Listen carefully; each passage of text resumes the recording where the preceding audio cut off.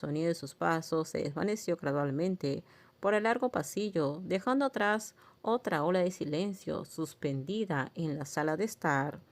Paxa bajó lentamente las manos y dejó escapar un suspiro muy silencioso, como si solo ahora le permitiera a su mente admitir que realmente había estado tenso después de todo.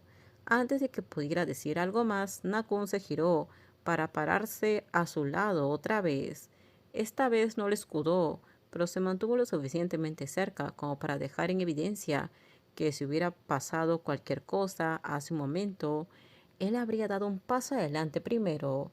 Nakin fue el primero en romper el silencio. Soltó una risa corta, mitad impresionado y mitad cariñoso. Tienes agallas. Paxa se giró a mirarlo de inmediato. ¿Qué? Justo ahora, dijo Nakin levantando una ceja. La mayoría de la gente se habría asustado por mi padre. Paxa se quedó quieto por un momento, luego asintió lentamente, con total seriedad. En ese caso, discúlpame un segundo. Habló con el rostro perfectamente serio. Probablemente debería ir al baño y cambiarme los pantalones. Nakin soltó una carcajada de inmediato. La señora tuvo que llevarse una mano a la comisura de la boca para ocultar su sonrisa, mientras Nakun se quedó allí observando a Paxa en silencio, aunque sus ojos se suavizaron un poco más. Paxa logró mantener el rostro serio solo por unos segundos más, antes de sonreír también y negar con la cabeza levemente. Es una broma. Se dejó caer de nuevo en su asiento y murmuró en voz baja, aunque sí estaba asustado. Esa simple oración hizo que la habitación volviera a quedar en silencio, pero esta vez no fue a causa de la presión, fue porque nadie había esperado que lo admitiera tan directamente. Paxa apretó los labios ligeramente antes de continuar. Pero ya me estoy quedando en su casa, debería tener modales. Se encogió un poco de hombros, como intentando hacer que sonara más común de lo que se sentía. Evitarlo, fingir no verlo o quedarme ahí parado más rígido que una tabla se habría visto ridículo. La señora lo observó en silencio, su mirada suavizándose visiblemente antes de hablar con una voz amable. Debes haber sido criado muy bien. Aquello obligó a Paxa a hacer una pausa. Había tocado un punto que claramente no estaba preparado para tocar.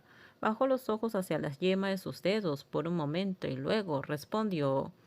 Por lo general vivía solo. Nakin, que aún tenía rastros de risa en el rostro, se quedó más callado. La señora escuchó sin interrumpir. Paxa continuó lentamente. Mi madre falleció cuando yo nací y mi padre siempre ha estado ocupado con los negocios. Hizo una pausa y luego se apresuró a añadir, como si no quisiera que sus propias palabras sonaran demasiado tristes, pero venía a verme de vez en cuando. Me dio todo el amor que jamás podría necesitar. Nunca me faltó eso. La habitación se quedó quieta de nuevo. La señora lo miró por un momento antes de extender la mano para tocar el dorso de la suya con suavidad, un gesto tierno de alguien mayor. Un día iré a disculparme con tu padre yo misma. Paxa levantó la vista de inmediato con sorpresa, pero la señora continuó con la misma voz suave.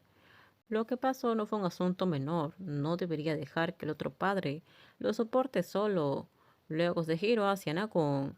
La mirada de una madre cambió un instante de amable a seria.